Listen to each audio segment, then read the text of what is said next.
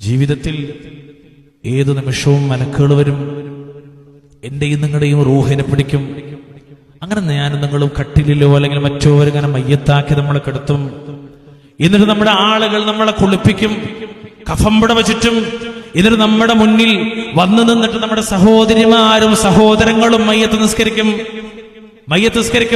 اللهم اغفر له وارحمه وعافه واعف عنه واكرم نزله ووسع مدخله واغسله بالماء والثلج والبرد ونقه من الخطايا كما ينقى الثوب الابيض. അങ്ങനെ തുടങ്ങി وابدله دارا خيرا من داره واهلا خيرا من اهله وزوجا خيرا من زوجه.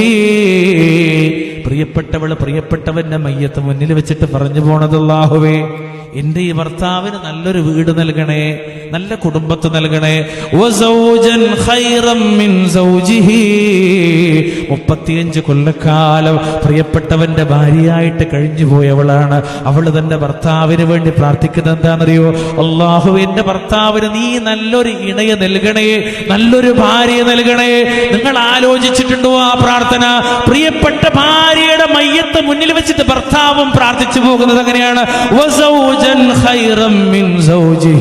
അല്ലെങ്കിൽ അല്ലാഹുവേ എന്റെ പ്രിയപ്പെട്ടവളാണ്, എന്റെ പൊന്നു ഭാര്യയാണ്, എന്റെ മക്കളുടെ പൊന്നുമ്മയാണ്, ഇവൾക്ക് നീ നല്ല ഇണയെ നല്ല ഭർത്താവിന് നൽകണേ. മരണത്തോടുകൂടി എല്ലാ ബന്ധങ്ങളും മറ്റുപോവുകയാ.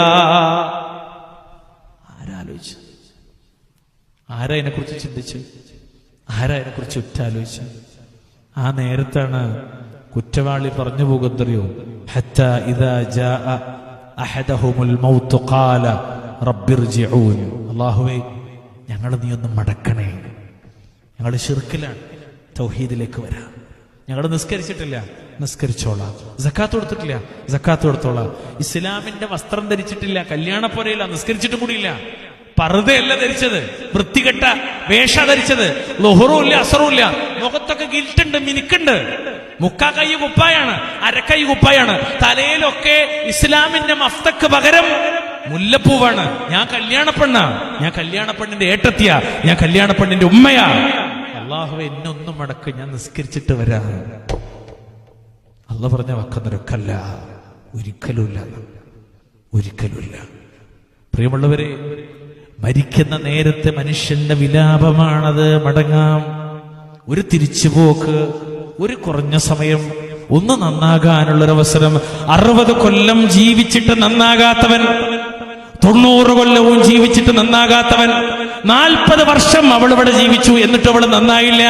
മരിക്കുന്ന നേരത്ത് അവള് പറഞ്ഞു പോകും, അല്ലാഹുവേ നീ എന്നൊന്ന് തിരിച്ചയക്കണേ, ഞാൻ നന്നായിട്ട് തിരിച്ചു വരാറേ. അല്ലാഹു പറയില്ല, നടക്കൂല, പറ്റൂല. ഇന്നഹ കലിമത്തുൻ, അതൊരു വെറും വാക്കാണ്.